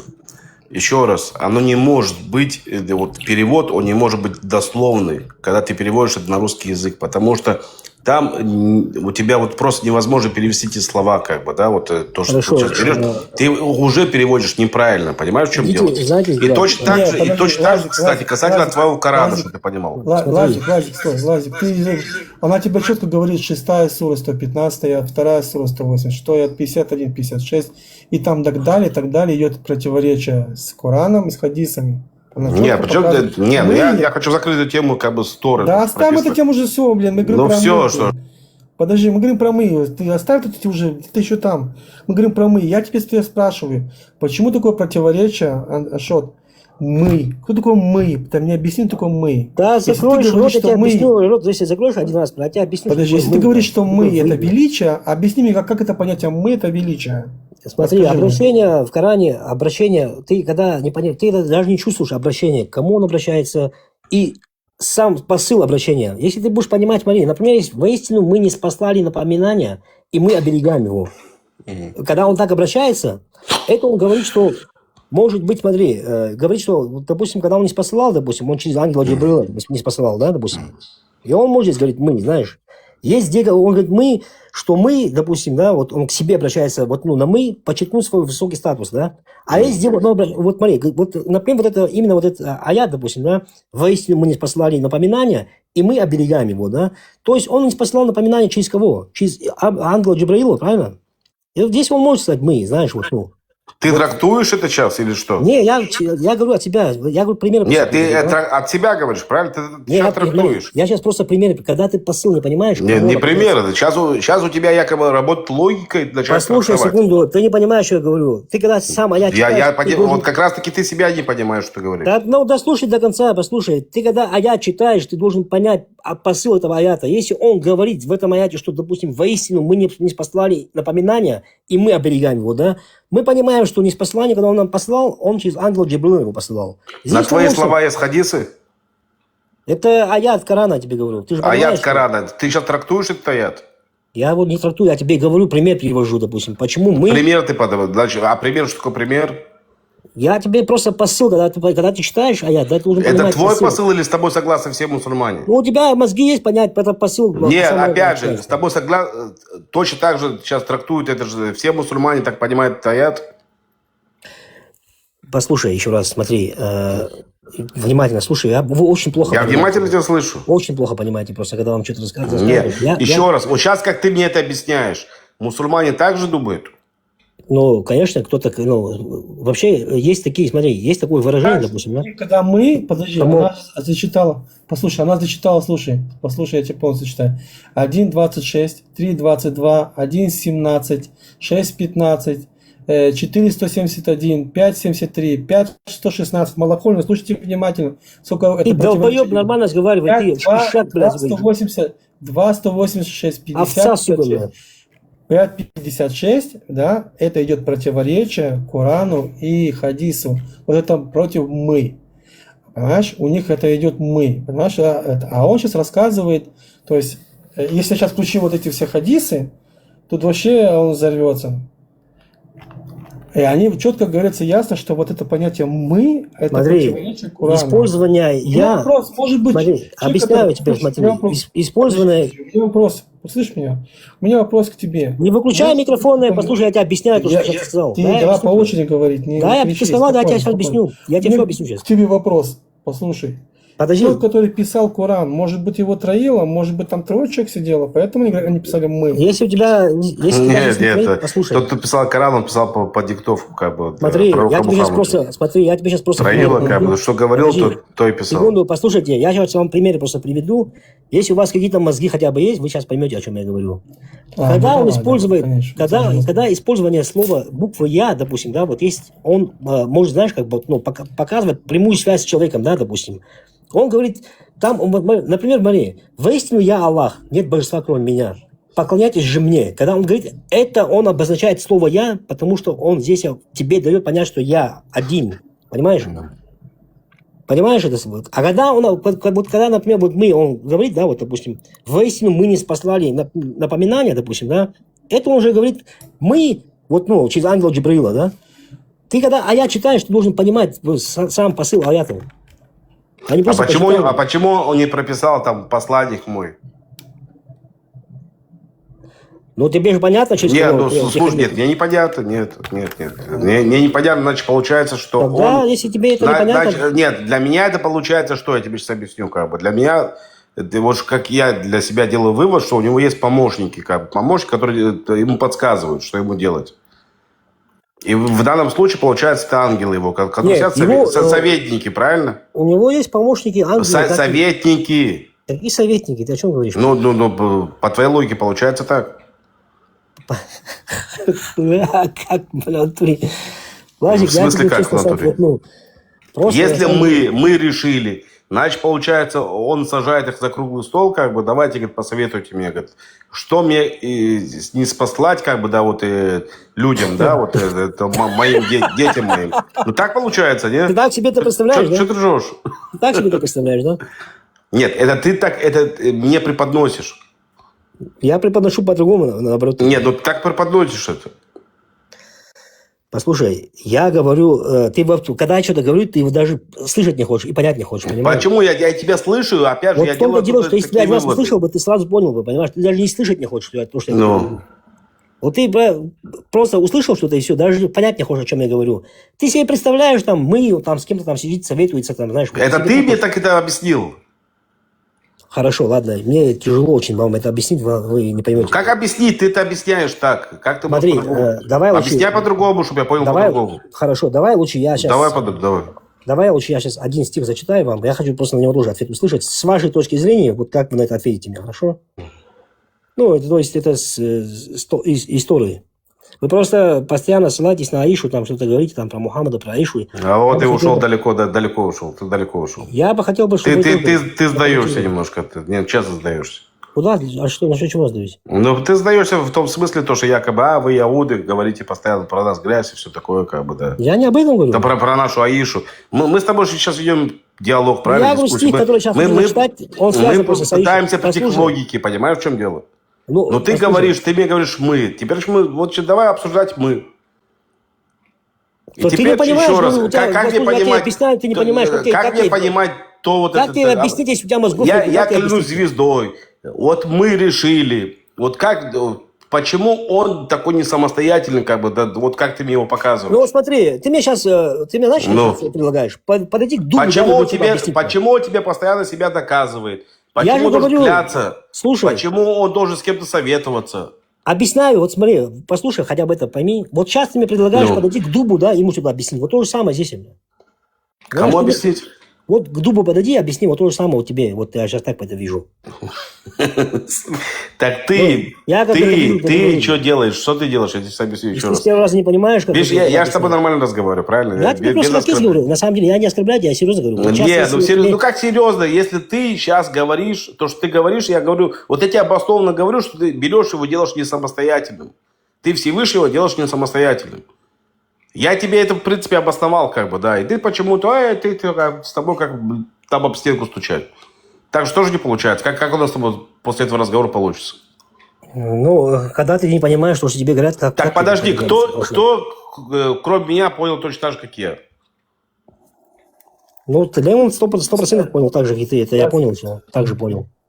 Ну, потому что ты так объясняешь, ты так рассказываешь. Аллах у тебя такой... Лазик, если он говорит, что мы это величие, так ты понимаешь, что тут уже все шестая палата. Если он в Торе у вас говорит то же самое, так же говорит, к себе обращается на мы. Он говорит мы, он говорит они, он сказал они, ты не понимаешь перевод. Они. Слушай, мы сотворили вас по образу нашему и по подобию нашему. У нас нету мы, на иврите ты что не слышишь, что, блядь, ты тупой, блядь, что ли? Ты дурак, в семитском языке, блядь, это семитский язык, блядь. У нас нет в семитском языке мы, в семитском языке нет такого мы, блядь.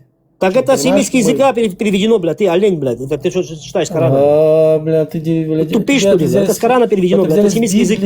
И тем более я тебе дал полный перевод. Кого он имел в виду? Он имел в виду... То, что у тебя с Корана переведено, это другой разговор. Это арабский язык. Это когда вы приняли его, получается. Когда вы Всевышнего... Когда Мухаммад пришел и дал... Лазик, ты когда разговариваешь, ты дай уважение, Лазик. Арабский это семитский язык. Подожди, ты тоже молчи. Я тебе сейчас включил перевод и объяснение. Он сказал это не мы. Он не говорил мы, а они. Он говорит подобие их. А кого их? Это не ты меня понятие мы и их. Их ангелов. Хорошо, вопрос можно простой? Мы и их это разные вещи. Простой вопрос можно задать? Простой вопрос, обычный простой. В семитском языке слово мы есть?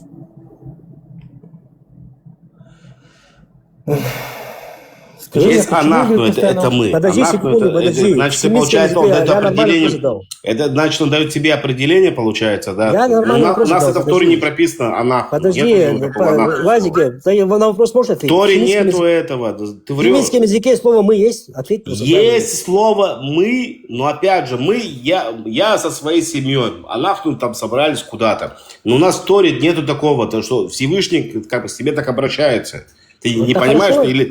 Ну, серьезно, ты как бы... Или ты специально сейчас делаешь себя, как бы, да, якобы ты не понимаешь. Читаем стих еще раз, да, послушай внимательно. Ты защищаешься, что ты делаешь? Послушай внимательно, Берешит твой читаем, послушай внимательно. Он говорит, что мы сотворили вас по образу нашему, Берешит, даже если ты читаешь его, ты читаешь его неправильно, перевод неправильный. Ты понимаешь, что я тебе говорю? А с чего ты взял, что ты перевод правильно читаешь тогда, с арабского на русский? При чем на русском я разговариваю на иврите? Нет, ты вот чего я читаю и разговариваю на иврите. Я понимаю, что там написано. Подожди. Но твой перевод неправильный, что сейчас несешь. Я имею в виду Коран, брат. Ты не понимаешь, что я говорю? Коран тоже переведен. Твой Коран может быть, я туда не лезу, еще раз говорю тебе. А ты сейчас то, что вы решили как вам трактуют, это вот сугубо лично ваше дело. Не лезь ко мне в Тору, не рассказывай мне, что у меня так же прописано. Это неправда. Ну, я У тебя прочитал. хочешь, трактуй, как ты хочешь. Вот видишь, я задаю тебе вопросы. Тебе они не нравятся. Я Потому тебе что прочитал, послушай, когда ты подожди. заходишь с такими, как бы, вот, своей миссионерской какой-то там деятельности, как бы, да, и заходишь, рассказываешь, что Коран это истина и все такое, так я задаюсь вопросами. Что ты ко мне в Тору лезешь? И Я ты врешь тебе- при я этом, тебе когда лезешь лезу- ко мне в Тору, ты врешь. Послушай, я тебе лезу Ты в Тору, врешь. потому что Понимаешь, в чем там- дело? Ну, прочитай сам, если я вру, бля. Чё Так ты- я чё ты знаю, я прочитал на иврите, это неправда. Как Перевод не неправда, так трактуется, это неправда. Хорошо, тогда, Нет такого. по-твоему, получается, вот эти все Альберт, они все врут, да, получается? Что? Они говорят, Альберт правда тебе есть там когда-то такое, говорил, а ты говоришь неправда. да? Альберт когда-то говорил тебе, что у него мы написано, что Всевышний Да, тебе мы на мы разбирали обращается. вместе. Да, мы с ними вместе разбирали. Он сказал, да, Никогда такого Альберт не говорил. ну, иди сходи к нему, спроси у него, есть там. Я такое? спрошу, хорошо, нет проблем. А если он скажет, что не было такого? Так знаешь, он балабол, блядь, если он скажет. А, говорит, нет, я с ним- не ты балабол, получается. Я с правильно? ним сам это обсуждал, блядь. Ты что говоришь, блядь? Да нету там такого. Короче, очень А тяжело. еще раз, бецелем и нож. Бецелем и нож, это значит, я тебе вот сейчас переведу, да? Бецелем и нож, это получается как по образу человека. Бецелем и Короче, нож. ладно, Если он говорит, мы, говорит, бецелем и нож. Ладно, Опять, хорошо. если ты Смотри, уже переводишь давай это так, по образу давай так. человека. Смотри, давай так. Причем, Слушай, он не себя имеет в виду, ты понимаешь это вообще? Хорошо, оставь свое мнение. Слушайте, слушайте. А у тебя себя имеет в виду. Слушай, Вот Лазик, по слушай. делу, без лишнего. 1. Почему мы создает проблему? В Коране Аллах постоянно говорит о себе. Мы сотворили, мы не спаслали, мы решили, мы уничтожили. При этом Коран жестко утверждает, что Бог один, без партнеров и без сына. В самом тексте нет объяснения, почему он говорит о себе во множественном числе. Объяснение «это множественное число величия» появилось позже у толкователей, в Откровении его нет. Получается напряжение. Форма речи звучит как множественность, а содержание требует абсолютного единства. Это приходится постоянно пояснять извне. Именно в этом и видят противоречие между тем, как говорит текст, и тем, что он утверждает. 2. Почему клятвы создают проблему? В Коране Аллах очень часто клянется солнцем, луной, ночью, днем, смоковницей и оливой, пером, душой, своими знамениями. Клятва в обычной речи нужна, когда хотят усилить достоверность слов или когда есть сомнения. Если говорящий всемогущий, самодостаточный Бог, чьи слова и так должны быть высшей истиной, то зачем ему клясться? Особенно зачем клясться сотворенными вещами? Это выглядит как человеческий способ убеждения, а не как речь существа, которому не нужно никого дополнительно убеждать. Кратко, мы – форма, которая звучит множественно при требовании строгого единобожия. И текст сам это не объясняет. Клятвы – прием, который имеет смысл при человеческом сомнении, но плохо сочетается с идеей абсолютного, ни в чем не нуждающегося Бога. Слушай дальше. Оба По момента Корану – пойдем. стилистические особенности Корана, которые требуют внешних объяснений, которых внутри самого текста нет. А теперь расскажи мне, вот это что ты говоришь, противоречия в Коране и с хадисами. Почему вот эта нестыковочка идет? Сейчас, а что будет больно? Ух, блядь. Сейчас будем рвать Коран. А, не выпендривайся ты, кого ты порвать можешь, блядь. Ты очко порвешь, блядь. Это он себе клянется пером, там, Выпендривался, блядь. небом, бля, вот это тоже что-то. Что это у него? То ли Бог самим собой клянется, блядь, я не знаю. Он себя не поверил, он себя не верит, да? А зачем Бог клянется в Торе самим собой? А зачем ему клясться пером, небом? Зачем Бог клянется в Торе? Вот здесь зачем в этом это? есть глубокий смысл, который тебе не понять, понимаешь? Когда Бог клянется в то Торе есть, самим собой, сказать, послушай, достаточно не стоит сказать, я сказал, я создал, и это. А то тут, если ты не сделаешь, я клянусь, я тебе раком поставлю. Вот это, да? Вот так должно быть, да? ну, я не знаю, почему Бог в Торе клянется, я не знаю, зачем он клянется вам. Подожди, а почему тогда он говорит, я клянусь там деревом, небом, солнцем, Зачем он клянется сам себя? кошкой? Спроси в Торе, зачем он клянется? Спроси сам У себя. нас нет такого, у нас нет Чего нет? такого. А ну спроси у Нет чата такого. GPT, есть там такое басли нет? Нет такого. Спроси, говорю, брат, чтобы мы все слышали, спроси. Скажи мне, пожалуйста, в Торе есть такое понятие, что Бог в иудаизме это клянется? На каком языке ты разговариваешь? Брат?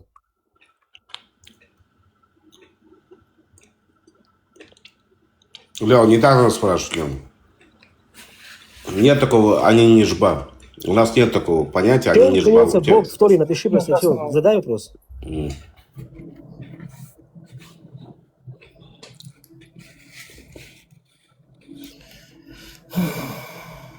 Задай вопрос, чем? Что мы слышали так же, как ты ставил? Задал. Вот сейчас Задай вопрос, проверяет. чтобы мы слышали, кто он отвечает тоже. Поставь, чтобы Я мы при слышали. тебе задал, сейчас проверяет, алло. Вот, пошло. Пишет много у нас, но у нас здесь тут...